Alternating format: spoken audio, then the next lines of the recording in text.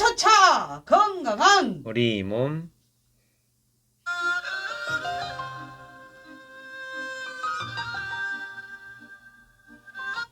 우리 몸은 우리 의학으로 지킨다. 남도마실의 임진웅 선생님 나와 계십니다. 어서 오십시오. 네, 안녕하세요. 예, 제가 아무리 으라차차 해도 네. 우리 몸 뭐지 성격이 다시. 차분하서 예. 오늘 네. 저희가 우리 집 보물 네네. 이야기하고 있습니다. 딱 네네. 떠오르는 게 있어요? 집에 있는 보물 하면 네. 우리 아내하고 네. 아들하고. 아이고 애처가. 근데 이제 저는 이제 아주 단편적으로 생각하고 혹시 침 뭐 이런 거 아닐까? 뭐 그런 생각도 했거든요. 네. 침은 뭐 항상 갖고 있는 거니까. 네. 근데 이제 그쵸. 집에 가면은 아내랑 아들은 또 못 볼 때도 많으니까 보물처럼 생각이 듭니다. 네. 눈에서 꿀이 떨어져서 아이고 배 아파. 아이고 배 아파. 배 아플 때 침 나겠어. 자 오늘 저도 이게 있어요 지금. 네. 수족냉증에 그쵸, 대해서 네네. 알려주신다고요. 네, 수족냉증이라는 질환인데 이제 네, 손발이 뭐 차다. 네. MC께서 말씀하셨던 것처럼 이제 뭐 저번 주에는 발이 차다고 또 손이 말씀하셨잖아요. 지금 따뜻해요. 손은 발이 따뜻한데. 약간 시린 듯해요. 네네. 이게 그 손발이 차다고 수족냉증이라 부르는 질환에 이제 포함된다고 보시면 됩니다. 그럼 정확하게 네네. 어떤 겁니까? 그러니까 참 그게 좀 정의하기 어려운 질환 음. 중에 하나긴 하거든요. 이제 사전적으로는 이제 뭐 다른 사람들이 추위를 느끼지 않는 그런 온도에서 손이나 발에 어떤 지나칠 정도의 냉기를 느끼는 병인데 어떤 증상 자체가 주관적인 내용을 좀 포괄적으로 포함하고 있어서 상대적으로 확실하게 어떻다라고 할 수 없는 부분이 많이 있는 질환인데 실질적으로 이제 이 증상을 호소하는 분들의 어떤 손발을 만졌을 때 비교적 다른 분들보다 차가운 느낌이 드는 경우가 많이 있어요. 그래서 이런 손발이 차다는 표현 자체가 어떤 우리나라만의 특수한 문화적인 영향이 있다고도 보는 견해도 있는데 실제로 이제 보면은 동양인 여성에게서 다발하는 것으로 알려져 있고 증상은 10살부터 갱년기까지 굉장히 폭넓게 나타나고 28살 이후부터 비교적 강한 자각 증상을 호소하는 것으로 알려져 있습니다. 그리고 특히 이제 여성 질환과도 관계가 좀 높은데 부인과 질환을 가지고 있는 환자의 90% 정도가 수족냉증을 이미 동반하고 있는 것으로 알려져 있습니다. 그래서 특히 이제 산후통이나 유산 등의 질환과 또 연관성이 좀 높은 것으로 알려져 있습니다. 이게 산후조리 조금 제대로 못하면 그쵸, 손발이 차다 네. 막 하는데 이 손발이 차다 이 표현이 우리나라 네네, 맞습니다. 우리나라에만 있는? 네네. 너무 신기해라. 그러면 왜 그럴까요? 저는 왜 손은 따순데 왜 발은 차까요? 뭐 원인이 뭘까요? 수족냉증이 이제 정확하게는 손과 발이 차가운 증상을 지칭하는 용어라서 그 증상을 유발하는 질환이 어떤 것인지에 따라서 원인이 좀 다양한 편인데요. 무엇보다 이제 정확한 원인이 밝혀지지 않는 경우도 많은데 이제 체력 저하, 뭐 빈혈, 저혈압, 뭐 자율신경 이상 등 다양한 문제가 영향을 미치는 것으로 알려져 있습니다. 특히 이제 여성 호르몬의 어떤 변화로 인해서 혈관 수축이 손과 발의 어떤 말초 부위에 혈액 공급을 좀 감소하게 해서 심하게 냉기를 느끼게 하는 것으로 보고 있습니다.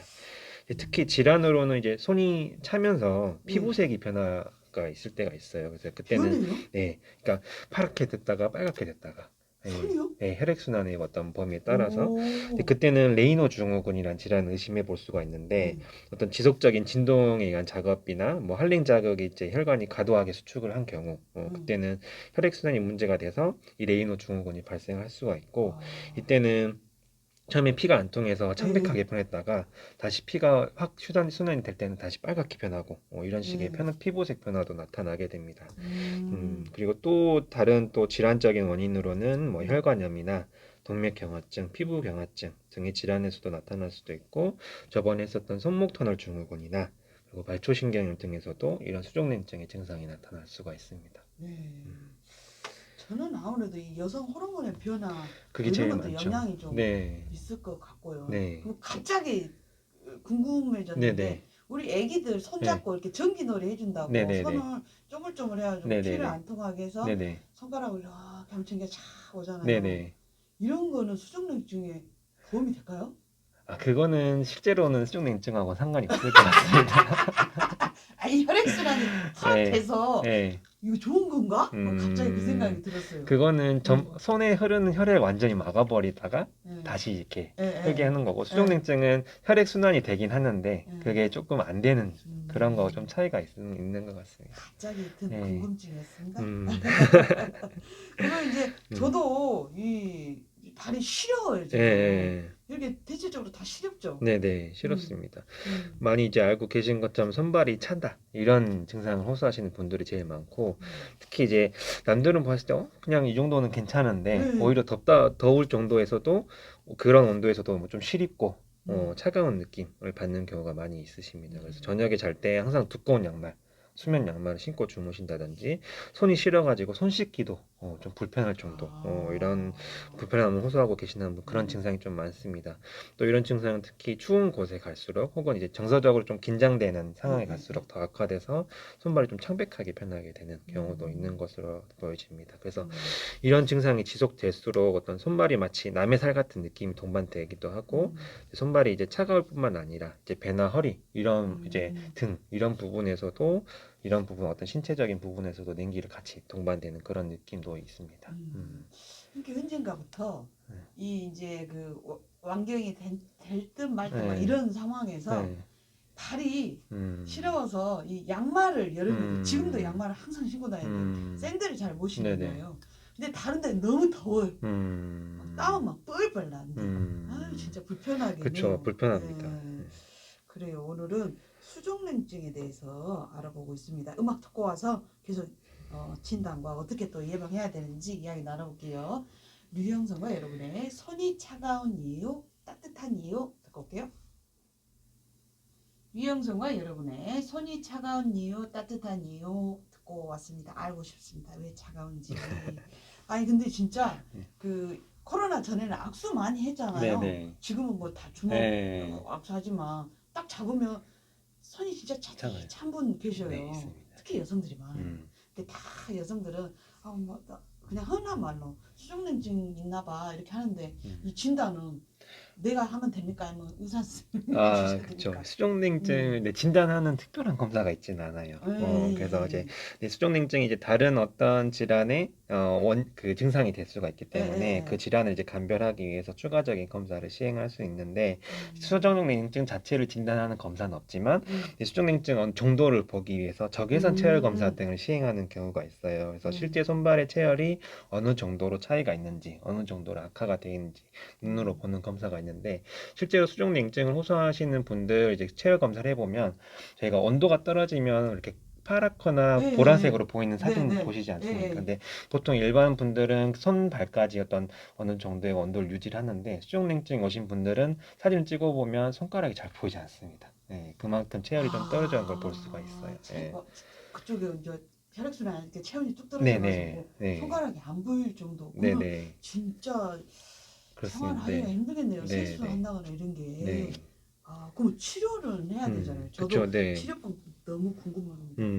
수족냉증이 이제 보통 다른 질환과 동반되어 나타나는 경우가 많이 있어서, 그래서 그 원인 되는 질환이 있으면 그 질환을 치료하는 것이 먼저고, 이제 손목 터널 증후군이나 어떤 다른 부인과 질환 등이 의심이 되면 그 질환을 먼저 치료를 진행하게 됩니다.